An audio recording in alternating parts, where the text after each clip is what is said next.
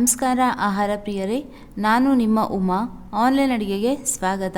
ಇವತ್ತೊಂದು ದಿಢೀರಾಗಿರುವಂಥ breakfast recipe ಜೊತೆ ನಿಮ್ಮ ಮುಂದೆ ಬಂದಿದ್ದೀನಿ.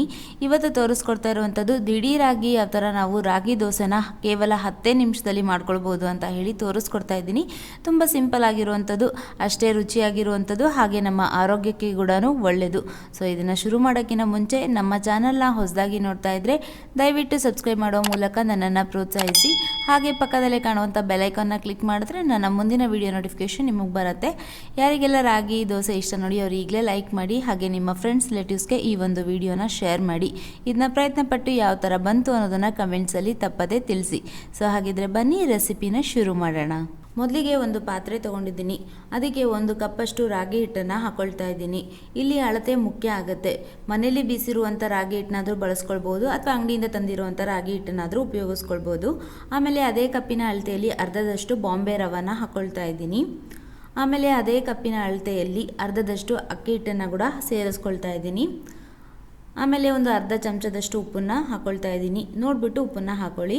ಆಮೇಲೆ ಒಂದು ಮೀಡಿಯಮ್ ಸೈಜ್ ಈರುಳ್ಳಿನ ಸಣ್ಣದಾಗಿ ಕಟ್ ಮಾಡ್ಕೊಂಡ್ಬಿಟ್ಟು ಹಾಕ್ಕೊಳ್ತಾ ಇದ್ದೀನಿ. ಆಮೇಲೆ 1 ಚಮಚದಷ್ಟು ಜೀರಿಗೆ, ಆಮೇಲೆ ಒಂದು ಅರ್ಧ ಇಂಚು ಶುಂಠಿನ ತುರಿದ್ಬಿಟ್ಟಾದರೂ ಹಾಕ್ಕೊಳ್ಳಿ, ಅಥವಾ ಸಣ್ಣದಾಗಿ ಹೆಚ್ಕೊಂಡಾದರೂ ಹಾಕ್ಕೊಳ್ಬೋದು. ಆಮೇಲೆ 2 ಹಸಿಮೆಣಸಿನ್ಕಾಯಿನ ಸಣ್ಣದಾಗಿ ಕಟ್ ಮಾಡ್ಕೊಂಡು ಹಾಕ್ಕೊಂಡಿದ್ದೀನಿ. ಆಮೇಲೆ ಒಂದು ಕಡ್ಡಿಯಷ್ಟು ಕರಿಬೇವು, ಹಾಗೆ ಸ್ವಲ್ಪ ಕೊತ್ತಂಬರಿ ಎಲ್ಲದನ್ನು ಸಣ್ಣದಾಗಿ ಕಟ್ ಮಾಡ್ಕೊಂಡ್ಬಿಟ್ಟು ಹಾಕ್ಕೊಂಡಿದ್ದೀನಿ. ಇದಕ್ಕೆ ನೀವು ಬೇಕು ಅಂತಂದರೆ ಕ್ಯಾರೆಟ್ ಎಲ್ಲನೂ ಸೇರಿಸ್ಕೊಳ್ಬೋದು. ಇದನ್ನ ಈಗ ಚೆನ್ನಾಗಿ ಮಿಕ್ಸ್ ಮಾಡಿಕೊಂಡು ಇದಕ್ಕೆ ನಾನು ನೀರು ಹಾಕಿ ಕಲಿಸ್ಕೊಳ್ತಾ ಇದ್ದೀನಿ. ಮೊದಲಿಗೆ ಸ್ವಲ್ಪ ನೀರನ್ನೇ ಹಾಕ್ಕೊಂಡು ಚೆನ್ನಾಗಿ ಕಲಿಸ್ಕೊಳ್ಬೇಕು. ಆಮೇಲೆ ಇದಕ್ಕೆ ನೀರು ಹಾಕ್ಬಿಟ್ಟು ನಾವು ರವೆ ದೋಸೆ ಹಿಟ್ಟನ್ನೆಲ್ಲ ಮಾಡ್ಕೊಳ್ತೀವಿ ನೋಡಿ, ಆ ಕನ್ಸಿಸ್ಟೆನ್ಸಿಗೆ ನಾವು ಇದನ್ನು ಅಡ್ಜಸ್ಟ್ ಮಾಡ್ಕೊಳ್ಬೇಕಾಗತ್ತೆ. ದೋಸೆ ಅಂತೂ ತುಂಬ ರುಚಿಯಾಗಿ ಇರುತ್ತೆ. ಬೆಳಗಿನ ಗಡಿಬಿಡಿಗೆ ಇದೊಂದು ಒಳ್ಳೆ ಬ್ರೇಕ್ಫಾಸ್ಟು, ಹಾಗೆ ಹೆಲ್ದಿ ಬ್ರೇಕ್ಫಾಸ್ಟು. ಇವಾಗ ದೋಸೆ ಹಿಟ್ಟು ರೆಡಿ ಆಯಿತು ನೋಡಿ. ನಿಮ್ಗೆ ಇನ್ನೂ ಬೇಕು ಅಂತಂದರೆ ಇನ್ನು ನೀರನ್ನು ಹಾಕ್ಕೊಂಡು ನೀರಾಗಿನೂ ಮಾಡ್ಕೊಳ್ಬೋದು. ಈಗ ಹಿಟ್ಟು ರೆಡಿಯಾಗಿದೆ.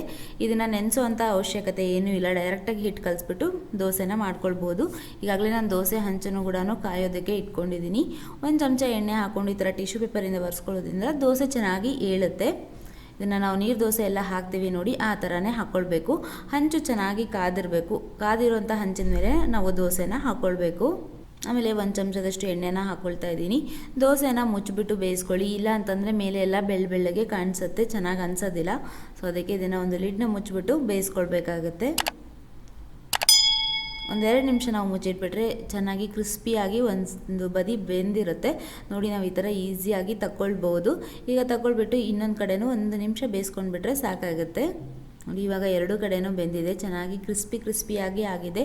ಒಳ್ಳೆ ರವೆ ದೋಸೆ ಥರ ರೆಡಿಯಾಗಿದೆ ನೋಡಿ. ಇವಾಗ ಇದನ್ನು ತಗೊಂಡು ಸರ್ವ್ ಮಾಡ್ಬೋದು ಬಿಸಿಯಾಗಿ. ಇದು ಶೇಂಗಾ ಚಟ್ನಿ, ಟೊಮೆಟೊ ಚಟ್ನಿ, ಕೊಬ್ಬರಿ ಚಟ್ನಿ ಎಲ್ಲ ಚಟ್ನಿಗಳ ಜೊತೆನೂ ಇದು ಚೆನ್ನಾಗಿ ಇರುತ್ತೆ. ನಾನೀಗ ಇನ್ನೊಂದು ದೋಸೆ ಕೂಡ ಹಾಕ್ಕೊಳ್ತಾ ಇದ್ದೀನಿ. ತುಂಬ ಸಿಂಪಲ್ಲಾಗಿ ಮಾಡುವಂಥದ್ದು, ಬೇಗನೆ ಮಾಡ್ಕೊಳ್ಬೋದು.